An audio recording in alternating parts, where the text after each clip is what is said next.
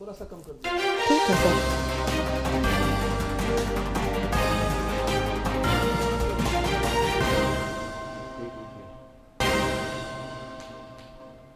प्रधानमंत्री नरेंद्र मोदी ने देश में लागू 3 नए कानूनों को बताया संवेदनशीलता से परिपूर्ण, सही मायनों में सामाजिक न्याय का परिचायक, जन जागरूकता बढ़ाने पर जोर। मुख्यमंत्री हेमंत सोरेन ने रांची के मेकोन चौक से सिरमटोली तक निर्माणाधीन फ्लाईओवर का किया निरीक्षण, कार्यों की गुणवत्ता और ससमय पूर्ण करने के दिए निर्देश। भाजपा ने संवैधानिक संस्थानों में खाली पदों को लेकर राज्य सरकार पर साधा निशाना, प्रदेश अध्यक्ष ने कहा भ्रष्टाचार को मिल रहा बढ़ावा, सरकार की जवाबदेही पड़ी कमजोर। और बांग्लादेश में अल्पसंख्यकों के खिलाफ हिंसा पर झारखंड समेत देश भर में बवाल, पलामू और देवघर में प्रदर्शन, मानवाधिकार संगठनों और इस्लामिक देशों की चुप्पी पर उठाए सवाल।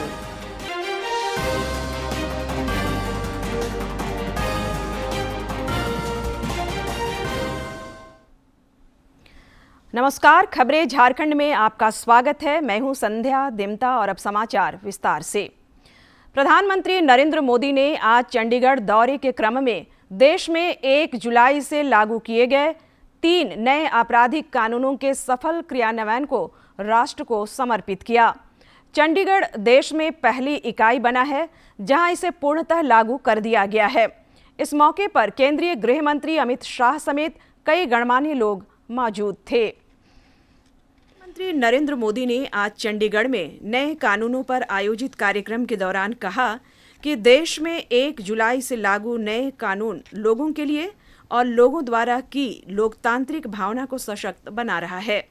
श्री मोदी ने कहा कि इससे सही अर्थों में सामाजिक न्याय की अवधारणा धरातल पर उतरेगी।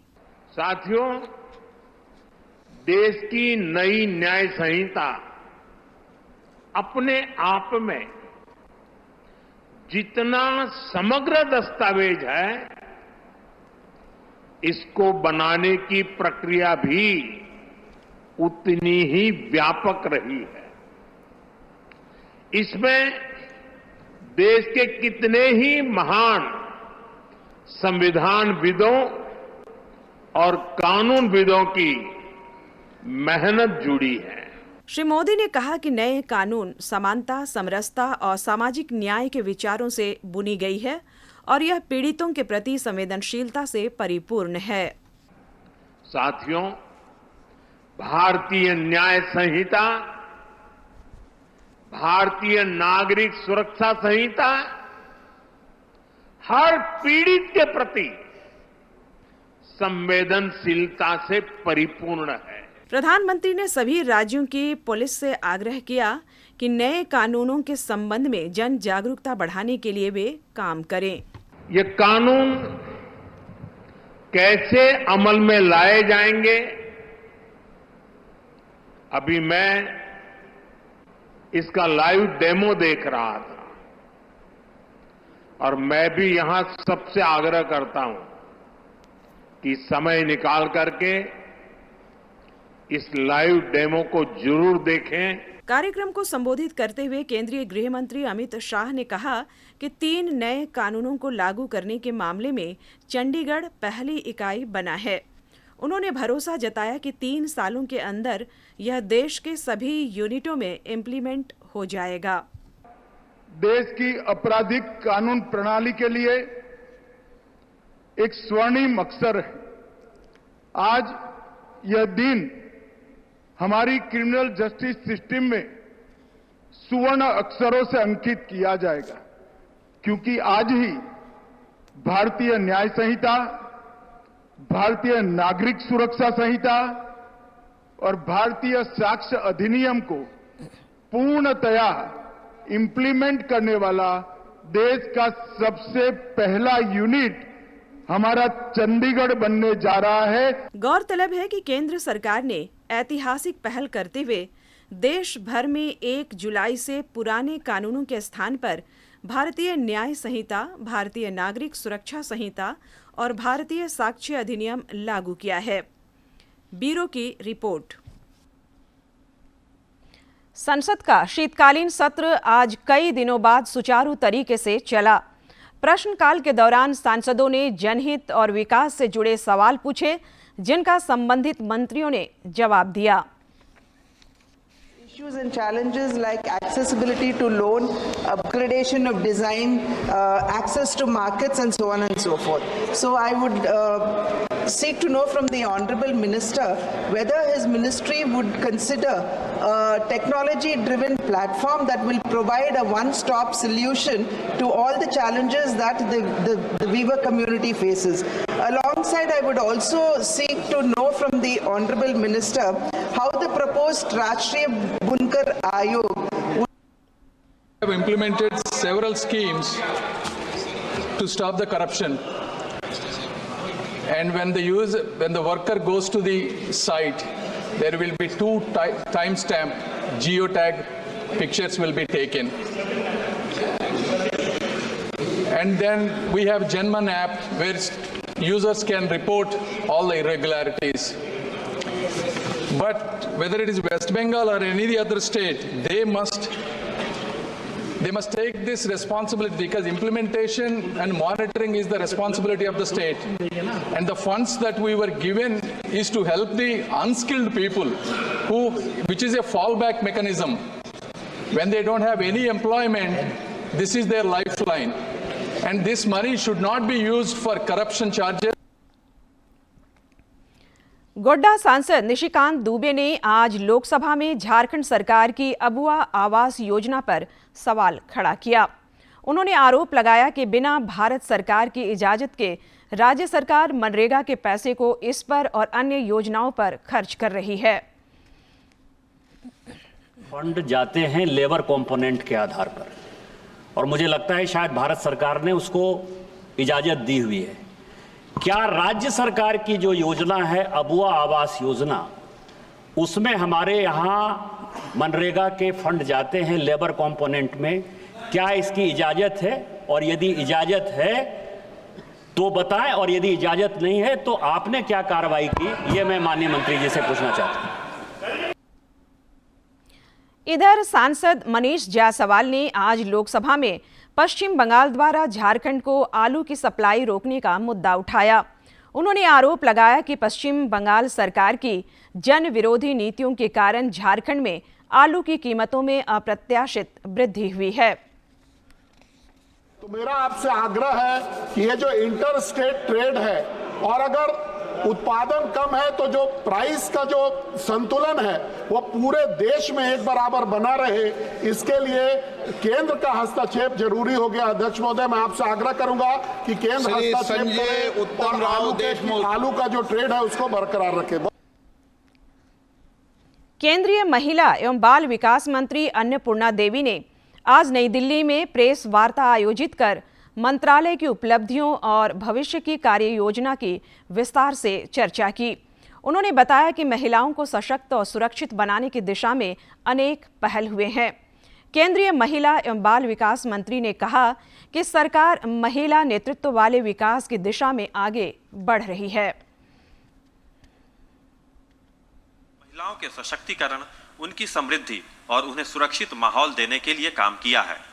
2 दशक से ज़्यादा से ये बिल घूम रहा था पार्लियामेंट में, कहीं न कहीं किसी न किसी स्तर पे।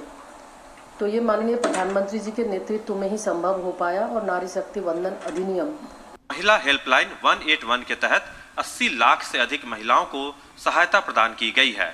हालांकि पश्चिम बंगाल सरकार ने इस हेल्पलाइन को नहीं अपनाया है। 2014 के बाद से लगातार, जब से माननीय प्रधानमंत्री जी के नेतृत्व में सरकार बनी है, निर्भया फंड के माध्यम से हम लगभग अभी 49 परियोजनाओं में 11,000 करोड़ से ज़्यादा की राशि खर्च कर रहे हैं। और विभिन्न उसमें कई ऐसी योजना है जो महिला सुरक्षा को लेकर है, यानी सेफ सिटी प्रोजेक्ट है, ताकि वहाँ महिलाएं सुरक्षित हो। निर्भया फंड के माध्यम से 802 वन स्टॉप सेंटर भी कार्यरत है, जिसके तहत 10 लाख से अधिक महिलाओं को उसमें सहायता प्रदान किया गया है। महिला एवं बाल विकास मंत्री अन्नपूर्णा देवी ने बताया कि श्रम बल में महिलाओं की भागीदारी 2023-24 में बढ़कर 41% हो चुकी है, जो 2017-18 में महज 23% थी। उन्होंने बताया कि प्रधानमंत्री मातृ वंदना योजना के तहत करीब 3.5 करोड़ महिलाओं को लाभ मिला है।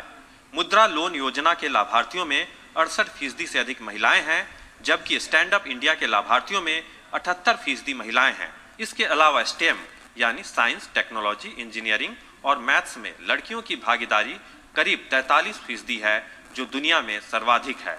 Nishant Saurabh, DD news, Delhi. मुख्यमंत्री हेमंत सोरेन ने आज रांची के मेकॉन चौक से सिरमटोली तक निर्माणाधीन फ्लाईओवर का निरीक्षण किया। इस दौरान उन्होंने संबंधित अधिकारियों और एजेंसी को कार्यों की गुणवत्ता और ससमय पूर्ण करने के निर्देश दिए। इस मौके पर सीएम की पत्नी गांडे विधायक कल्पना सोरेन भी मौजूद थीं।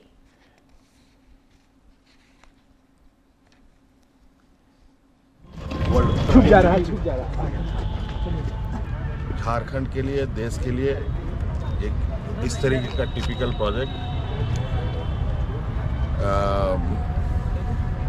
बहुत कम ही देखने को मिलेगा और हम लोग की प्रयास है कि इसको सक्सेसफुली पूरा किया जाए। भाजपा के प्रदेश अध्यक्ष बाबूलाल मरांडी ने राज्य सरकार पर निशाना साधते हुए आरोप लगाया है कि प्रदेश में संवैधानिक संस्थानों में खाली पदों के कारण आम जनता को न्याय नहीं मिल पा रहा है।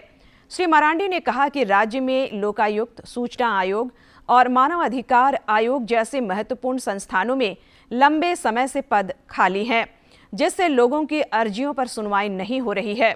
उन्होंने कहा कि इन महत्वपूर्ण पदों के खाली रहने के कारण प्रशासनिक कार्यों में पारदर्शिता की कमी और सरकार की जवाबदेही कमजोर पड़ रही है। साथ ही भ्रष्टाचार को बढ़ावा भी मिल रहा है। हेमंत सोरेन मंत्रिमंडल का विस्तार 5 दिसंबर को होगा। राज्यपाल संतोष कुमार गंगवार राजभवन में नए मंत्रियों को पद और गोपनीयता की शपथ दिलाएंगे। शपथ ग्रहण समारोह को लेकर राजभवन में तैयारियां शुरू कर दी गई हैं। झारखंड मुक्ति मोर्चा के केंद्रीय महासचिव सुप्रियो भट्टाचार्य ने बताया कि विस्तारित नई कैबिनेट अनुभवी, ऊर्जावान और समावेशी प्रतिनिधित्व वाली होगी। एक सवाल के जवाब में श्री भट्टाचार्य ने कहा कि सीपीआई एमएल के शीर्ष नेताओं से हुई बातचीत के आधार पर वह कर सकते हैं कि पार्टी सरकार की नीतियों के साथ रहेगी, लेकिन सरकार में प्रत्यक्ष रूप से शामिल नहीं होगी। किसान हो, मजदूर हो, सबका और एक दक्ष मंत्रिमंडल के साथ हेमंत बाबू अगले 5 साल तक चलेंगे और हमको लगता है कि पूरा कैबिनेट आपको दिखेगा कि एक टीम की तरह होगा और वो टीम अपने लक्ष्य तक पहुंचेगी। रक्षा राज्य मंत्री सह रांची सांसद संजय सेठ ने आज नई दिल्ली में भारी उद्योग मंत्री एचडी कुमारस्वामी से मुलाकात की। इस दौरान श्री सेठ ने एचईसी के पुनरुद्धार सहित कई विषयों पर भारी उद्योग मंत्री से चर्चा की। उन्होंने बताया कि बहुत जल्द ही एचईसी के मुद्दे पर उच्च स्तरीय बैठक बुलाई जाएगी और सकारात्मक कदम उठाए जाएंगे। राष्ट्रपति द्रौपदी मुर्मू ने आज नई दिल्ली में अंतर्राष्ट्रीय दिव्यांग दिवस के अवसर पर अनुकरणीय व्यक्तियों और संस्थानों को राष्ट्रीय पुरस्कार प्रदान किए। इस मौके पर अपने संबोधन में राष्ट्रपति ने दिव्यांग जनों के नेतृत्व क्षमता के विकास के लिए उद्यमशीलता को बढ़ावा देने, कौशल विकास समेत अन्य विषयों की चर्चा की। होना किसी तरह की कमी नहीं है, ये एक विशेष अवस्था है, एक स्पेशल कंडीशन है। इस विशेष अवस्था के अनुसार विशेष सुविधाएं, उपकरण, ट्रेनिंग और काउंसलिंग उपलब्ध कराने को सरकार द्वारा प्राथमिकता दी जा रही है। ये समाज की भी प्राथमिकता होनी चाहिए। हमारे दिव्यांगजन को सिंपैथी नहीं, एम्पैथी चाहिए, कृपा नहीं, संवेदनशीलता चाहिए, स्पेशल अटेंशन नहीं, नेचुरल अफेक्शन चाहिए। समाज का ये दायित्व है कि दिव्यांगजन को समाज के अन्य सदस्यों के साथ समानता, गरिमा और सम्मान का अनुभव।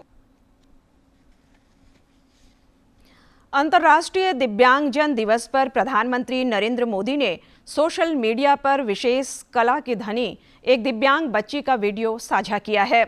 दरअसल बड़ोदरा में रोड शो के दौरान इस बच्ची ने प्रधानमंत्री को एक रेखाचित्र भेंट की थी, जिसे पत्र लिखकर श्री मोदी ने धन्यवाद दिया है।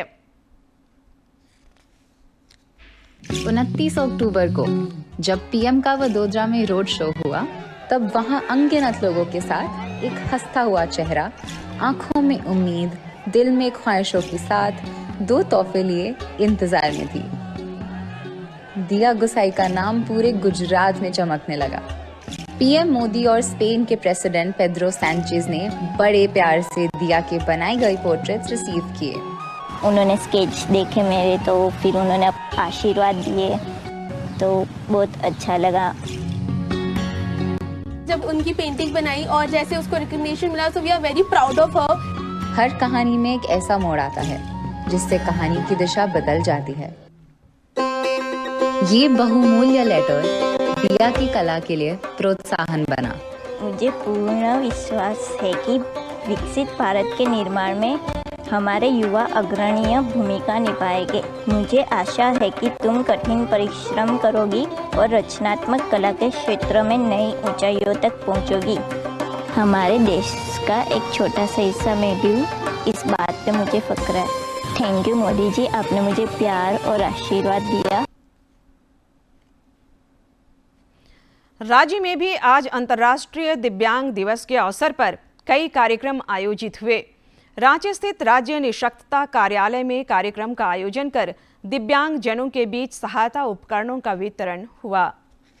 रांची के धुरवा स्थित राज्य निःशक्तता कार्यालय में एक कार्यक्रम का आयोजन किया गया। कार्यक्रम में अन्य लोगों के अलावा बड़ी संख्या में दिव्यांग जन भी शामिल हुए। कार्यक्रम का विधिवत उद्घाटन करने के बाद उपस्थित लोगों को संबोधित करते हुए विभागीय सचिव मनोज कुमार ने कहा कि दिव्यांगता कोई अभिशाप नहीं है और दिव्यांगों को समाज की मुख्य धारा में लाने और उनकी सुविधा का पूरा ध्यान रखना हमारा कर्तव्य है। दिव्यांग भाई बहनों के लिए कुछ कर गुजरे, उसको रीअसर्ट करने का मौका है। सरकार की कई तरह की योजनाएं आती हैं, चलती हैं, लेकिन जिस सेंसिबिलिटी के साथ, जिस संवेदनशीलता के साथ इम्प्लीमेंट किया जाना चाहिए, उसमें कभी कभी कुछ त्रुटि दिखती है। तो हम इस मौके पे स्वयं को भी प्रतिबद्ध करते हैं, संकल्प से बांधते हैं कि संवेदनशीलता में हमारे स्तर से कोई कमी न हो। कार्यक्रम को संबोधित करते हुए समाज कल्याण विभाग के निदेशक किरण कुमारी पासी ने कहा कि केंद्र और राज्य सरकार द्वारा दी जाने वाली सुविधाओं का लाभ दिव्यांग जनों को दिलाने के लिए समाज कल्याण विभाग तत्पर है। भारत सरकार की सभी योजनाएं जो कि दिव्यांगता श्रेणी में आए हुए हमारे नागरिक बच्चे, उनके लिए सारी योजनाओं का हम लोग संचालन करते हैं। राज्य सरकार की तरफ से भी कई सारी योजनाओं का संचालन किया जाता है। इधर कार्यक्रम में मौजूद पैरा ओलंपिक खिलाड़ी और दिव्यांग क्रिकेट कंट्रोल बोर्ड के राष्ट्रीय अध्यक्ष मुकेश कंचन ने कहा कि राज्य में दिव्यांगों के कल्याण के लिए अभी बहुत कुछ करने की जरूरत है। पब्लिक प्लेस में आपको रैंप की व्यवस्था नहीं मिलेगी, कहीं भी आपको व्हीलचेयर की व्यवस्था मिलेगी, और जो पेंशन की योजना कही गई थी 2500, वो भी अभी तक लागू नहीं किया गया, जबकि मैया सम्मान के तहत महिलाओं को। अगला नाम होगा राजीव कुमार झा। राजीव कुमार झा। कार्यक्रम के दौरान कई दिव्यांगों को उनकी जरूरत के उपकरण दिए गए। इस दौरान राजकीय नेत्रहीन विद्यालय हरमू के छात्रों ने अपने स्वागत गीत की प्रस्तुति से लोगों का मन मोह लिया। रांची से अवधेश गौतम की रिपोर्ट। राज्यपाल संतोष कुमार गंगवार और मुख्यमंत्री हेमंत सोरेन ने परमवीर चक्र विजेता शहीद अल्बर्ट एक्का को आज उनकी पुण्यतिथि पर रांची स्थित उनकी प्रतिमा पर पुष्पांजलि अर्पित कर श्रद्धांजलि अर्पित की।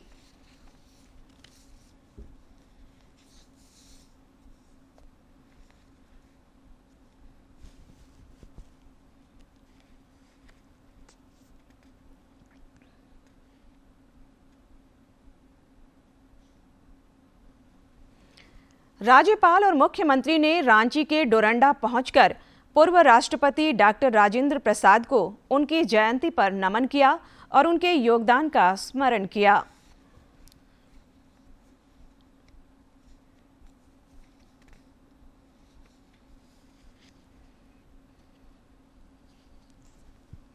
केंद्र सरकार के प्रयासों से झारखंड समेत देश भर में जनजातीय समाज को उचित मान सम्मान मिल रहा है, जिसके वे हमेशा से हकदार थे।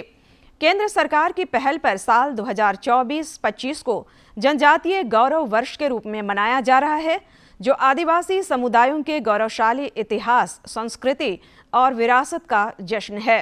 पेश है यह खास रिपोर्ट। प्रधानमंत्री नरेंद्र मोदी देश भर के जनजातीय समुदायों को उचित मान सम्मान दिलाने की दिशा में ऐतिहासिक पहल कर रहे हैं।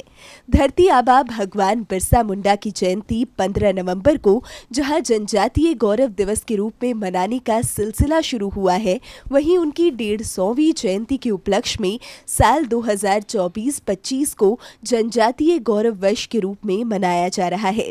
जनजातीय गौरव वर्ष के आयोजन की सराहना करते हुए रांची स्थित जनजातीय शोध संस्थान TRI के पूर्व निदेशक, लेखक और कथाकार डॉक्टर रणेंद्र ने बताया कि आदिवासियों का इतिहास 3000 वर्ष पुराना है। जनजातीय क्रांतिकारियों ने आजादी की लड़ाई में बढ़ चढ़कर हिस्सा लिया, यहाँ तक कि अपने प्राण तक न्यौछावर किए, लेकिन दुर्भाग्यवश उनके संघर्षों और उनके योगदान को अनदेखा कर दिया गया। ईस्ट इंडिया कंपनी के खिलाफ संघर्ष के इतिहास को केवल जनजातीय या आदिवासी जो क्रांतिकारी हुए या आंदोलन हुए, तो उनके वो उग्र आंदोलनों को ही रेखांकित किया, जो जिसको हूल कह रहे हैं या उलगुलान कह रहे हैं। जो शांतिपूर्ण आंदोलन हुए उन पे वो लोगों का ध्यान नहीं गया।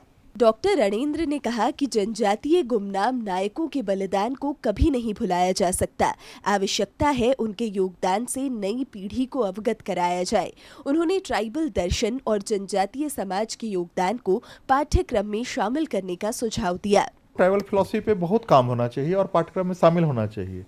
दूसरी बात की जो शांतिपूर्ण आंदोलनों की बात हमने कही कि जो चला है, गांधी के पहले अहिंसा और सत्याग्रह पर आधारित आंदोलन चले हैं, उस पे काम होना चाहिए। उन्होंने भरोसा जताया कि जनजातीय गौरव वर्ष का आयोजन जनजातीय संस्कृतियों के संरक्षण को सुनिश्चित करने में मददगार साबित होगा। डॉक्टर रणेंद्र ने कहा कि जनजातीय गौरव वर्ष में जनजातियों के सांस्कृतिक और धार्मिक आंदोलनों को उचित स्थान दिया जाए, ताकि यह आयोजन व्यापक स्वरूप में अपने उद्देश्यों तथा लक्ष्यों तक पहुँच सके। यहाँ धार्मिक आंदोलन हुए हैं और सांस्कृतिक आंदोलन हुए हैं जो उस ढंग से जिन पर काम नहीं हुआ जितना कि ब्रह्म समाज पे काम हुआ, आर्य समाज पे काम हुआ, बाल गंगाधर तिलक पे काम हुआ, या फिर वो लाला लाजपत राय के कामों पर उस ढंग से हमारे जो शांतिपूर्ण वो सांस्कृतिक और धार्मिक आंदोलन हुए हैं उस नजरिए से काम नहीं हुआ है। जनजातीय गौरव वर्ष आदिवासी समुदायों के गौरवशाली इतिहास, संस्कृति और विरासत का जश्न है, जो जनजातीय समुदायों के योगदान को देश दुनिया में मान और मान्यता दिलाने में मील का पत्थर साबित होगा। सहयोगी विकास के साथ रांची से शिवानी की रिपोर्ट। बांग्लादेश में अल्पसंख्यकों के खिलाफ हिंसा पर झारखंड समेत देश भर में उबाल है और जगह जगह आक्रोशपूर्ण प्रदर्शन किए जा रहे हैं। पलामू और देवघर में भी प्रदर्शन हुआ। पलामू में एक सभा को संबोधित करते हुए राष्ट्रीय स्वयंसेवक संघ के प्रांत संघचालक गोपाल जी ने कहा कि बांग्लादेश में हिंदुओं पर हो रहे अत्याचार तत्काल बंद होने चाहिए। उन्होंने आरोप लगाया कि इस संवेदनशील मामले पर सभी इस्लामिक देश और मानवाधिकार संगठन चुप्पी साधे हुए हैं। तो इससे भी बड़ा आक्रोश रैली का आयोजन किया जाएगा। आज उपायुक्त महोदय को एक पत्र आवेदन दिया जाएगा, जिसके माध्यम से कि राष्ट्रपति के नाम कि बांग्लादेश में हो रहे अत्याचार तत्काल बंद किया जाए, उनकी जान माल की सुरक्षा की जाए, उनकी व्यवसाय की सुरक्षा की जाए। इधर बाबा नगरी देवघर में भी बांग्लादेश मामले पर विश्व हिंदू परिषद सहित अन्य संगठनों ने पैदल मार्च निकाला और अल्पसंख्यक समाज पर हो रहे अत्याचार पर रोष प्रकट किया। प्रतिनिधि मंडल में शामिल लोगों ने समाहरणालय पहुंचकर उपायुक्त को राष्ट्रपति के नाम एक ज्ञापन भी सौंपा।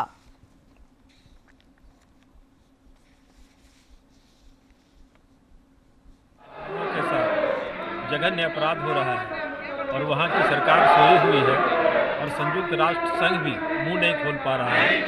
निश्चित रूप से बड़े कदम की आवश्यकता है ताकि हमारा सनातन धर्म एक छूट जा सके, उनका संरक्षण हो सके। सब लोग मिलकर रहना, शांतिपूर्वक रहना बहुत अच्छा है। और पता नहीं वो प्रधानमंत्री जो यूनुस जी है वो किस दिमाग का है, वो ऐसे अत्याचार करने के लिए वो प्रेरित हो गया।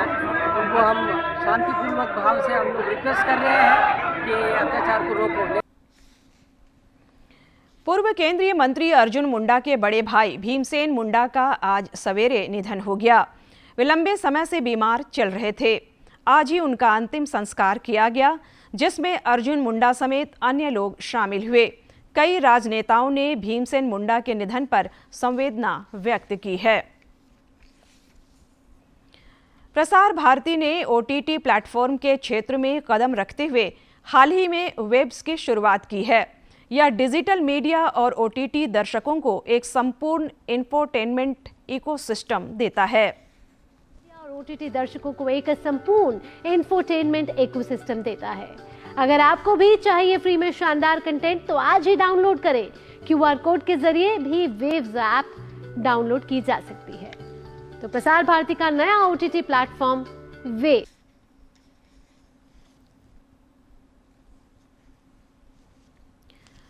और अब एक नजर डालते हैं प्रमुख शहरों के आज के तापमान पर।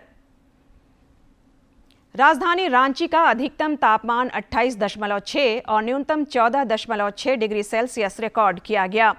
जमशेदपुर का अधिकतम तापमान 29.4 और न्यूनतम 17.4 तथा डाल्टनगंज का अधिकतम तापमान 29.2 और न्यूनतम तापमान 12.9 डिग्री सेल्सियस रिकॉर्ड किया गया। राजधानी रांची समेत राज्य भर में ठंड का प्रकोप बढ़ने के आसार हैं। ठंड से कई शारीरिक परेशानियां भी हो सकती है। ऐसे में लोगों को, विशेषकर मरीजों को, एहतियात बरतने की जरूरत है। में कहा है कि बादल छटने के बाद तापमान में और गिरावट होगी। रांची स्थित मौसम विज्ञान केंद्र के निदेशक अभिषेक आनंद ने कहा है कि अगले 1-2 दिनों में रांची, जमशेदपुर और राज्य के पूर्वी भागों में पारा 3 से 5 डिग्री तक और गिरेगा। आज से और अब अंत में मुख्य समाचार एक बार फिर। प्रधानमंत्री नरेंद्र मोदी ने देश में लागू 3 नए कानूनों को बताया संवेदनशीलता से परिपूर्ण, सही मायनों में सामाजिक न्याय का परिचायक, जन जागरूकता बढ़ाने पर जोर। मुख्यमंत्री हेमंत सोरेन ने रांची के मेकॉन चौक से सिरमटोली तक निर्माणाधीन फ्लाईओवर का किया निरीक्षण, कार्यों की गुणवत्ता और ससमय पूर्ण करने के दिए निर्देश। भाजपा ने संवैधानिक संस्थानों में खाली पदों को लेकर राज्य सरकार पर साधा निशाना। प्रदेश अध्यक्ष ने कहा भ्रष्टाचार को मिल रहा बढ़ावा, सरकार की जवाबदेही पड़ी कमजोर। और बांग्लादेश में अल्पसंख्यकों के खिलाफ हिंसा पर झारखंड समेत देश भर में उबाल, पलामू और देवघर में प्रदर्शन, मानवाधिकार संगठनों और इस्लामिक देशों की चुप्पी पर उठाए सवाल।